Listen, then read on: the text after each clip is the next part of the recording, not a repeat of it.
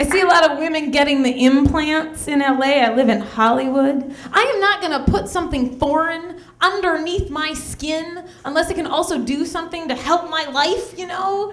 Like hold change, you know? They have a twist off nipple, $1.50 just comes out of there. You can park anywhere you want. Or I would totally get implants if they could also be easy bake ovens. Because how cool would this be? Like, let's say I come up to you, I meet you on the street, we have a little chat, and when we're done, I'm like, it was so great to see you. Fresh baked cookie. Yeah, I got milk.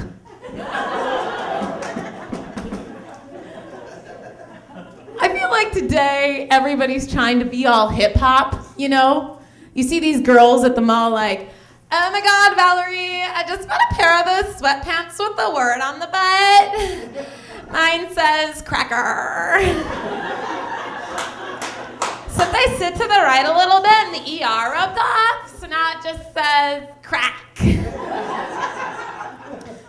Been listening to pop music, and I'm hearing all these white girls singing all gospel-y, you know? What a whore wants, what, you know, that thing? You know, these white girls singing all gospel-y, like upper middle class girls, and the tradition of gospel music, it's all about soul and hardship and overcoming. And it's like, what do these girls really have to overcome in their lives? So I think if they're gonna sing like that, they should sing about something that's truthful and really emotionally affecting them, you know? So you'd start to hear songs like, well, I looked down and saw that I had broken a nail. So I went to the manicure shop. And the lady, well, she looked up at me and she said, no more appointment today. And I said, help me, Korean lady. But she turned to me and said, get out store, I call police.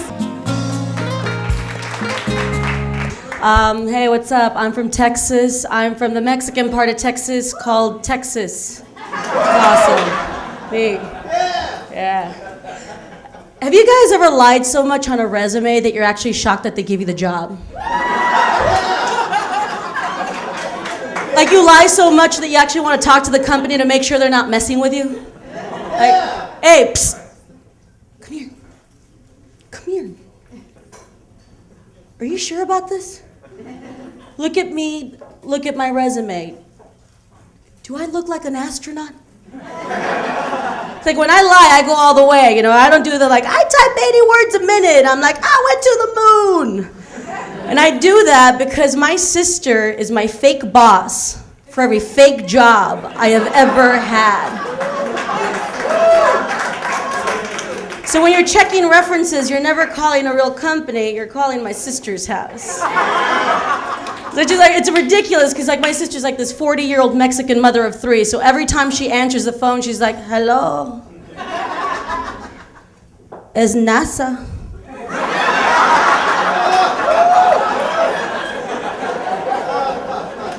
Yes, with the shuttles, the rockets, everything. Said he'll get off the bed. Said he'll get off the bed. Said he'll get off the bed. It's a good time, it's a good time. No, we're not busy, no. We're in the middle of a countdown. 10, 9, 8, 7. I hate working, man. If it was up to me, I'd play video games all day long, man. But I play like the old school Nintendo, you know? The one that used to come with a gun and Duck Hunt, you know? The one you would like play Duck Hunt by cheating. You'd go up to the TV screen and shoot the ducks, you know? And then like when you miss a duck, the dog would come up and laugh at you and you want to shoot the dog for laughing in your face. I hate you, you dog! I hate you, die! The thing is that back then, it was okay to be fat, it was okay to be out of shape to play video games. When you were a little kid, I would sit in the living room and this is all I did, and I was skiing. That's all it was. Nowadays, if you want to ski, you gotta ski.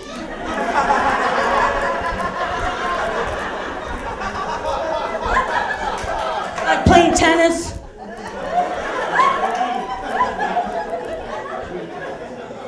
All I'm saying is that you know you're fat when you wake up sore from playing the Wii.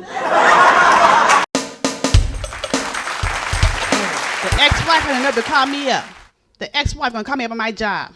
Talking about, why you wanna take my family? Get a family of your own. I'm like, I don't want your family, I want your husband. You keep them damn kids. Oh, she tripping, huh? I don't want nothing to happen to her. I call up twice a day. I'm like, how you doing? You okay? Because you got them kids. I pay her medical insurance. She got Blue Cross Blue Shield. She got to stay healthy because she got them kids. Now the kids getting older. Now I'm scared they're going to be able to find their way to our house by themselves. Yeah, so now when I go get them, I come back a different way each time. I don't want them to start recognizing landmarks. No. Those are his kids, his kids, his kids.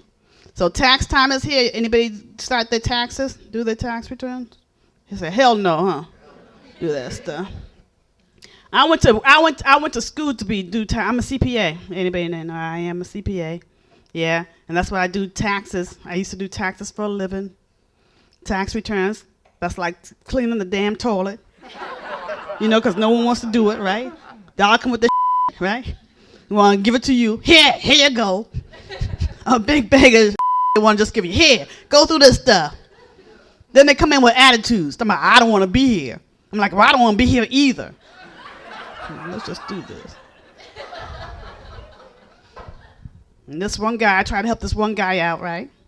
I said, okay, do you have any dependents? He's like, yeah, alcohol and weed. I'm like, no, you take care of somebody you supposed. He's like, no, I ain't got that. I don't do that. Then I said, okay. He gonna tell me, I just want to get all my money back. I'm like, you ain't pay no money in. You gotta pay money in to get money back. Then he gonna ask me, well, how about the earned income credit? I'm like, you ain't earn no income. You gotta do that. My boss told me, she said, Roz, you know what your problem is? You got bad conflict negotiation skills. I told her, kiss my ass. Sometimes when I do stand-up, I like to dress like I drive a motorcycle. Yeah. They're both dangerous, and either way, I'm just hoping I make it out alive.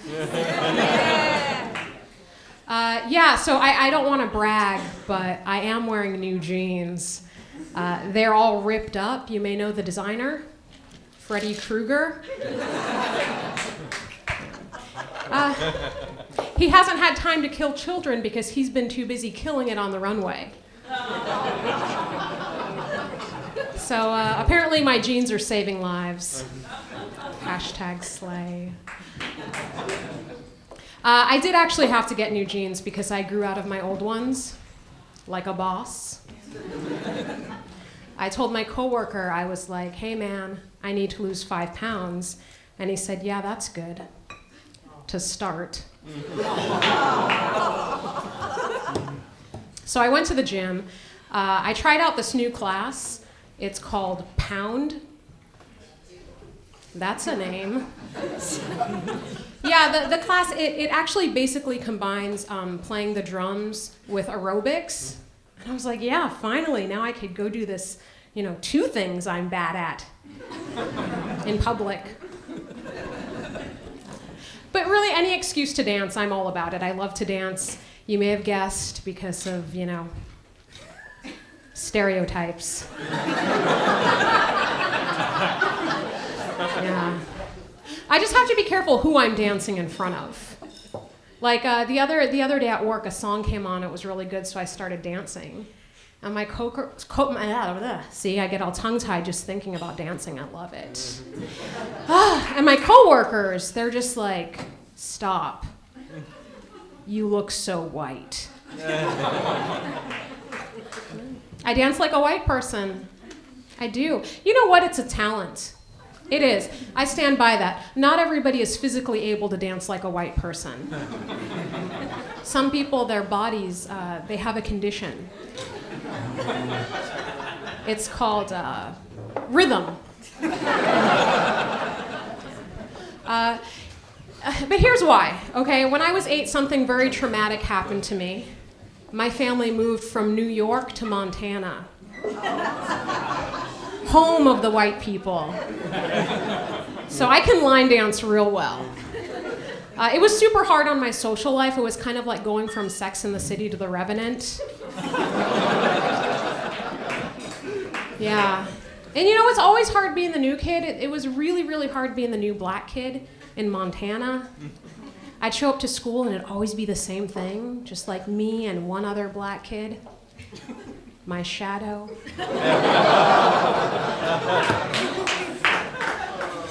I was like the blackest thing anybody had ever seen. And it's weird because when I moved to Seattle, everyone kept saying how I was the whitest person they knew. And those were my white friends. So you may have guessed I'm technically multi-ethnic. Being multi-ethnic, it's kind of like being a superhero, where my superpower is confusion. Yeah, wherever I go, anywhere in the world, there's always at least one person who asks me, "What are you?" I really wish I had a cool superpower, you know, like Mystique in X-Men. I love her. I'd basically be like Meryl Streep on steroids. I'd have all of the Oscars. It'd be great. I love superhero movies, like Batman, awesome, Superman, awesome, Batman versus Superman, not awesome. You feel me? Yeah, like I could not get behind that plot. Like, why would I want to see two people I love fight and pay for it? Just seems wrong, you know, the holidays are coming up. I'm gonna get to do that for free. I am in a relationship. I'm in an interracial relationship. Woo! Yes! Just me, okay. Yeah, I'm multi-ethnic, so I'm always in an interracial relationship with myself.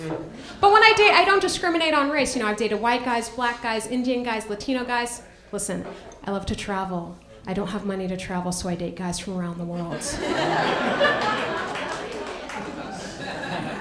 And it's really cool, except for when it's time to meet the family, because I'm mixed. It basically means there's always someone who's gonna hate me. Like I went home with this guy I'd been seeing for about a year for Thanksgiving. He rings the doorbell and right then he turns to me and he's like, "Hey, just so you know, my uncle's a racist."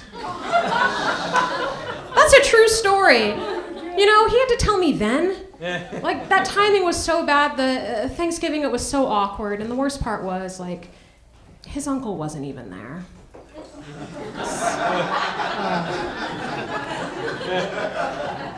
So it's, like, really stressful, you know? When I get stressed out, I don't want to go to the spa. I want to go to Six Flags. I don't care about the rides, I just really want to scream. In public. Marijuana's legal. So a lot of my friends, they smoke pot. I don't. Oh, I know, I'm so terrible. Yeah, so, you know, you're not going to invite me to parties either. They don't invite me to parties. They think I'm going to judge them. They're right. I just be standing there shaking my head thinking, I don't need to be high to eat a whole pizza.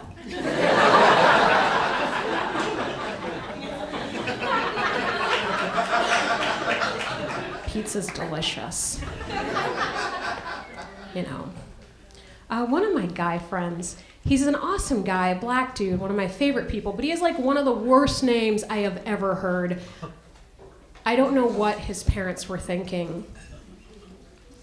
They named him Tom.